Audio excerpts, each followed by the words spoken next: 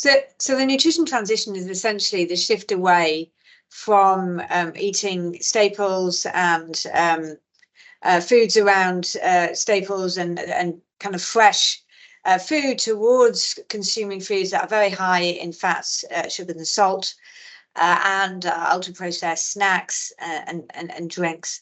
And there has been an incredible shift in the global diet as a result of this nutrition transition.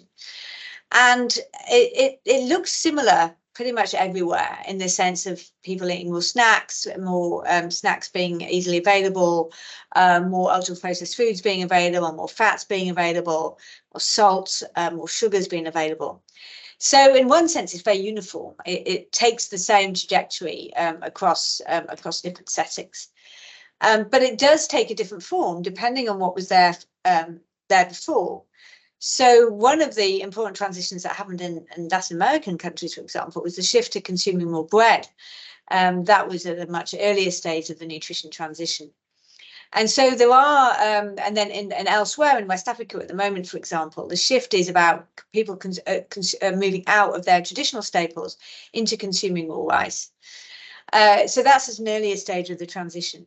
And then in the later stages of the transition, when the snack foods start to come in some settings, it's about people consuming many more kind of international brands, all of the well-known corporate brands.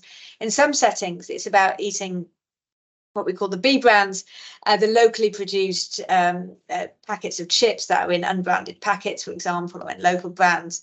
So it does take some different forms, but one of the things that is striking about the nutrition transition is that there is this universality to it. It's a shift away from what we ate before towards more refined grains, towards more fats, sugars and salts, more ultra-processed fats and snacks and drinks.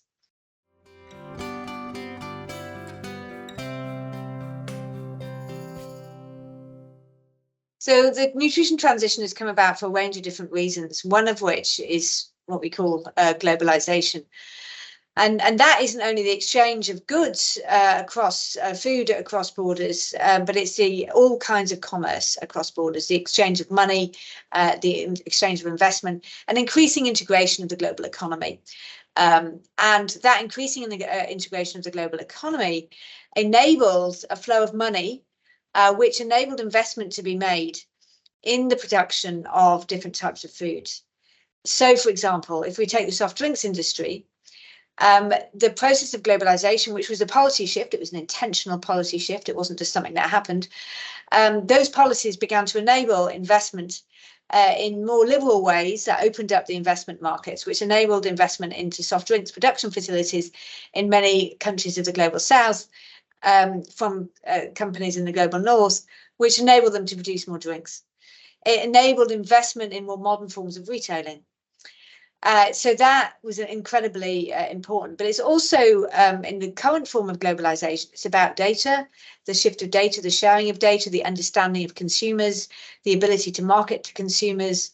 And it's about the increasing adoption of ways of producing goods. For example, vertically integrated production of meat, notably of poultry, is a method of production that has been enabled to spread as a result of globalization.